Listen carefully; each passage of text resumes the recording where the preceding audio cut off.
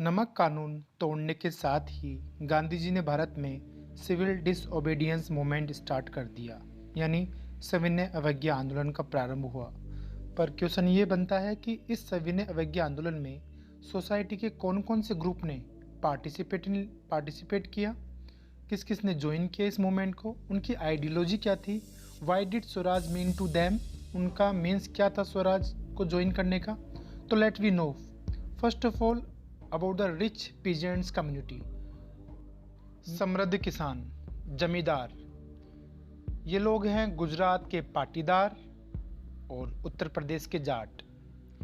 इन लोगों ने सविनय अवज्ञा आंदोलन में बढ़ चढ़ कर हिस्सा लिया, एक्टिव रिवोल्यूशनरी रहे इस मूवमेंट के अंदर। उसका क्या कारण था? Actually due to the great depression, पूरे वर्ल्ड के अंदर गुड्स की प्राइजेस घट गई, डिमांड घट गई। उसकी वजह से जो ये रिच फार्मर्स थे, ये लोग जो भी प्रोडक्ट प्रोड्यूस करते थे भारत के अंदर, wheat, rice and different type of the vegetables and spices, उनकी प्राइस गिरने से उनके पास flow of the money stop हो गया। जब flow of the money stop हो गया तो उनके पास बहुत सारे खर्चे थे। As well as very important thing is that उनको टैक्स देना पड़ता था ब्रिटिश गवर्नमेंट को according to their business. British government ने, ईस्ट इंडिया कंपनी ने टैक्स नहीं घटाया और वह चाहते थे कि टैक्स घट जाए जिससे कि उनको थोड़ी राहत मिले, क्योंकि उनके पास फ्लो ऑफ द मनी नहीं था, उनका प्रोडक्ट बिक नहीं रहा था बड़े किसानों का, जो लोग बड़े लैंड पर कॉमर्शियल फार्मिंग करते थे। इसी वजह से उन लोगों ने इस सिविल डिसओबीडियंस मूवमेंट में पार्टिसिपेट लिया। परंतु 1931 के अंदर तो वो बड़े प्रसन्न रहे, पर सेकंड टाइम में 1931 में इस मूवमेंट को समाप्त करने के बाद में बड़े निराश हुए वो लोग। और सेकंड टाइम में जब वापस से सिविल डिसओबीडियंस मूवमेंट स्टार्ट हुआ तो किसी ने पार्टिसिपेट नहीं किया, बड़े समुदाय के किसानों ने। अब बात करते हैं दूसरी क्लास की। ये वो लोग थे जिनके पास ज़मीन नहीं थी और ये लोग रेंट पे ज़मीन लेकर जमींदार से उस पर खेती किया करते थे और अपना जीवन यापन करते थे।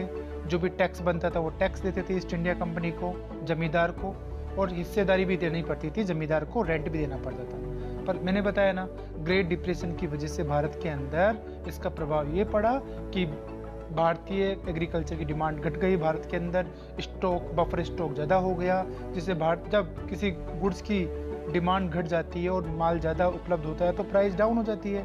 तो उनके मन के मुताबिक, उनकी डिमांड के अकॉर्डिंग प्राइजेस नहीं मिल रही थी उनको क्रॉप की, और वह चाहते थे कि जमींदार, जो उच्च वर्ग के लोग हैं, जिनकी ज़मीनें थी, जिनके ऊपर वो लोग खेती करते थे रेंटेड ज़मीन पर, वह उनके टैक्स को माफ़ कर दे और उनको रेंट नहीं देना पड़े। इसीलिए छोटे किसान भी इस सिविल डिसओबीडियंस मूवमेंट में पार्टिसिपेट करे। उन्होंने गांधी जी को सपोर्ट किया, उन्होंने कैंपेनिंग की जगह जगह पर। अब बात करते हैं थर्ड समुदाय की। ये है बिजनेस क्लास, बिजनेसमैन, व्यापारी वर्ग। 1927 all businessmen of Hindustan, they form a institution and group. That name was the Federation of Indian Chamber of Commerce and Industries.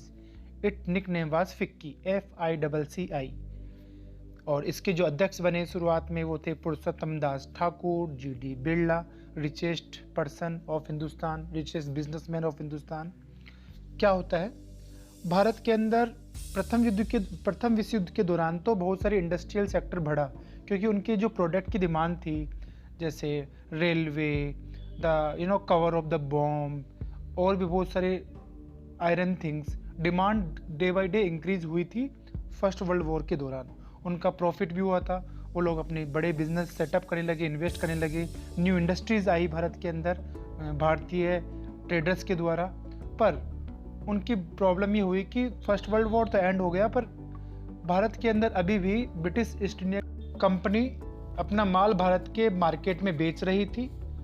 तो वह बिजनेस ग्रुप यह चाहता था कि जो इंपोर्ट माल हो रहा है भारत के अंदर, जो गुड्स इंपोर्ट हो रहा है, उस पर टैक्स ज़्यादा बढ़ा दिया जाए और इंपोर्ट को समाप्त किया जाए, जिससे कि भारतीय मैन्युफैक्चरिंग गुड्स की डिमांड बढ़े, स्वदेशी की डिमांड बढ़े और भारतीय बिजनेसमैन का व्यापार बढ़े।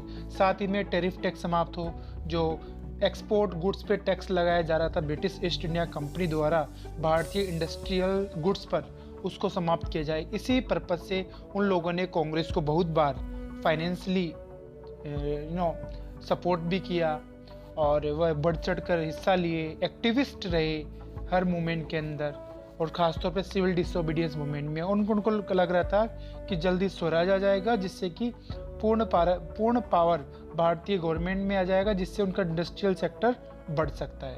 अब अगली क्लास की बात करते हैं, वो है वर्किंग क्लास। हालांकि वर्कर्स ने पार्टिसिपेट नहीं किया प्रॉपरली सिविल डिसोबीडियंस मूवमेंट में सबने, पर कुछ वर्कर्स ने गांधी जी की बात मानकर और सिविल डिसोबीडियंस मूवमेंट में पार्टिसिपेट किया। नागपुर के कुछ वर्कर्स ने। क्यों वर्कर्स ने पार्टिसिपेट नहीं किया और क्यों वर्कर्स ने पार्टिसिपेट करना चाहते थे? पार्टिसिपेट क्यों करना चाहते थे वो लोग? उनको किसी सिविल डिसोबीडियंस से मतलब नहीं था, उनको स्वराज से ज़्यादा मतलब नहीं था। उनको मतलब था कि उनकी जो इनकम थी, उनकी सैलरी थी, उसको बढ़ाया जाए, उनके वर्किंग आवर्स को फिक्स किया जाए, और जो वर्किंग प्लेसेस है उनके में वहाँ पर अच्छी फैसिलिटी दी जाए वर्कर्स को, मेडिकल हो, उनको इंश्योरेंस कराया जाए, हॉलीडेज मिले। इस डिमांड को लेकर वर्कर्स ने पार्टिसिपेट किया सिविल डिसोबीडियंस मूवमेंट में, ताकि after independence they can live good life. अब अगली क्लास की बात करते हैं जिन्होंने सिविल डिसोबीडियंस में पार्टिसिपेट किया। लास्ट क्लास है वुमेन क्लास।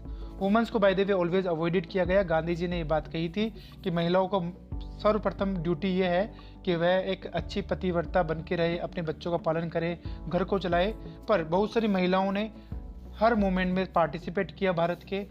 फ्रॉम नमक कानून के अंदर उन्होंने गांधी जी का साथ दिया, लोगों को राजी किया। शहरी क्षेत्रों में तो ज़्यादातर महिलाओं ने पार्टिसिपेट किया, पर जो ग्रामीण क्षेत्र थी वहाँ पर सिर्फ समृद्ध परिवार की महिलाओं ने ही पार्टिसिपेट किया सिविल डिसोबीडियंस मूवमेंट में। और इस प्रकार ये different social groups, societies Bharat की सिविल डिसोबीडियंस में गांधी जी का साथ दिया, सिविल डिसोबीडियंस में पार्टिसिपेट किया। पर मोस्टली ने फर्स्ट पे सिविल डिसोबीडियंस में साथ दिया। सेकंड में सब लोग निराश हो गए, क्योंकि फर्स्ट वाला 1931 के अंदर without any success Gandhi ji द्वारा विड्रॉ कर दिया गया, कॉल ऑफ कर दिया गया। तो ये था सोशल ग्रुप जो पार्टिसिपेट किया सिविल डिसोबीडियंस मूवमेंट में।